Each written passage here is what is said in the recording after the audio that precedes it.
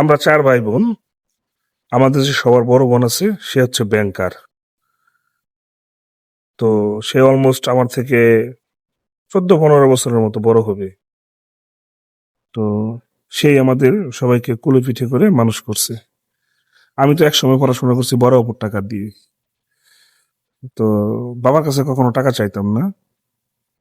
সবসময় যা কিছু দরকার পড়তো সবকিছু বড় অপু। টাকা পয়সা থেকে শুরু করে যখন যেটা লাগতো সেটাই মানে বড় অপুর কাছ থেকে নিতাম।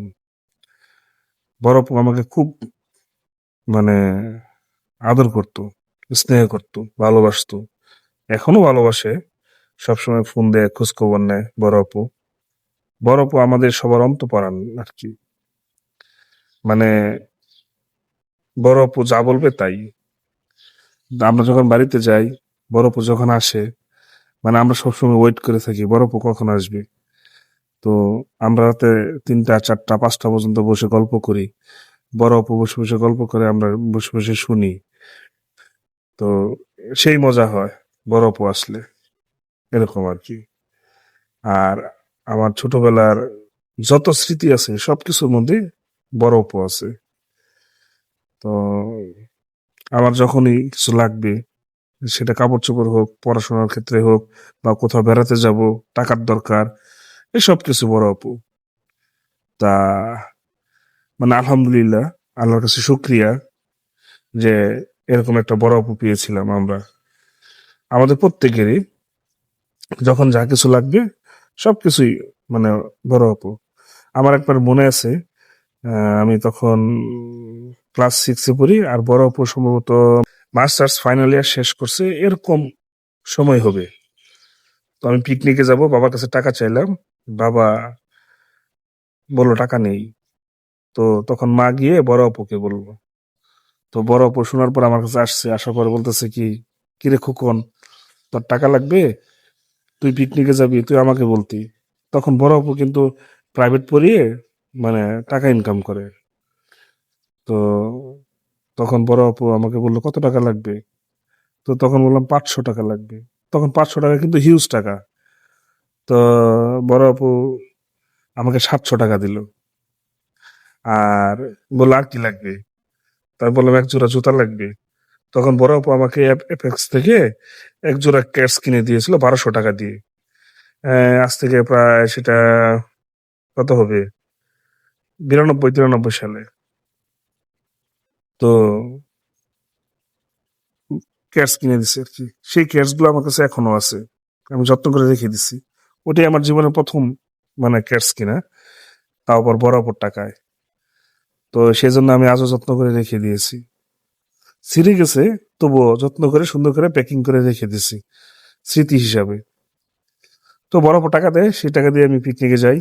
তারপর থেকেই মানে বড় আপু আমাকে বলছিল যে তখন তখন তোর যখন যা কিছু লাগবে আমাকে বলবি, আমি আমার সাধ্য মতো চেষ্টা করবো তোকে দেওয়ার জন্য।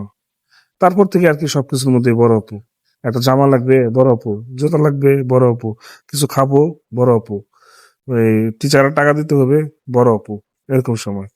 আর যখন বড় আপুর চাকরি হয়ে গেল, ব্যাংকে জয়েন করলো, তখন তো আর পায় কি আমাকে। আর আমি সবার ছোট।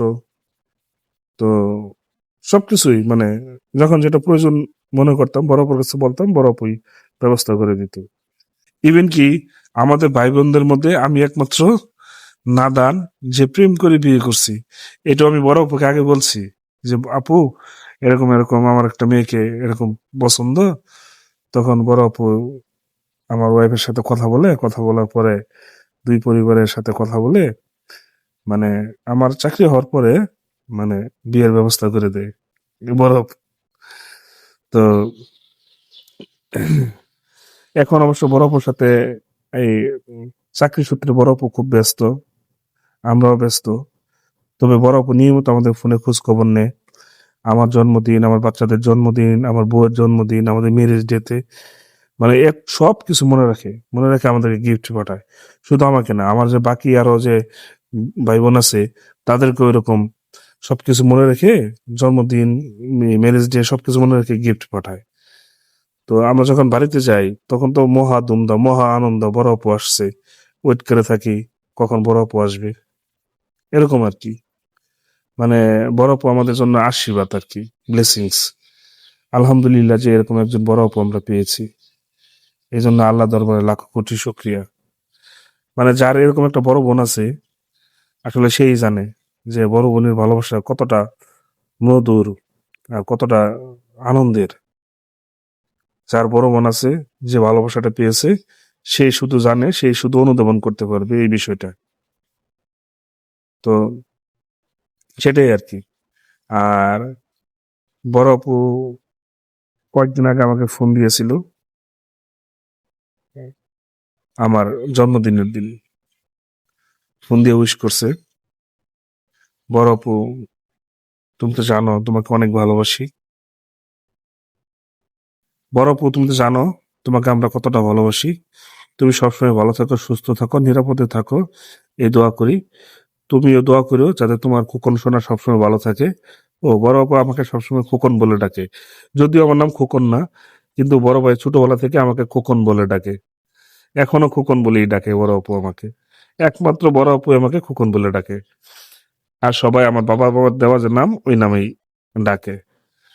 যাই হোক বড় আপু, ভালো থাকো, সুস্থ থাকো, নিরাপদে থাকো, আমাদের জন্য দোয়া করো। আমরা যাতে সবসময় ভালো থাকি, তোমার দেওয়া শিক্ষায় যাতে সামনের দিনগুলো আরো ভালো থাকতে পারি, সেই জন্য দোয়া করো। সবাই ভালো থাকবেন, সুস্থ থাকবেন। সবাই আমার বড় আপুর জন্য দোয়া করবেন। আসসালামু আলাইকুম।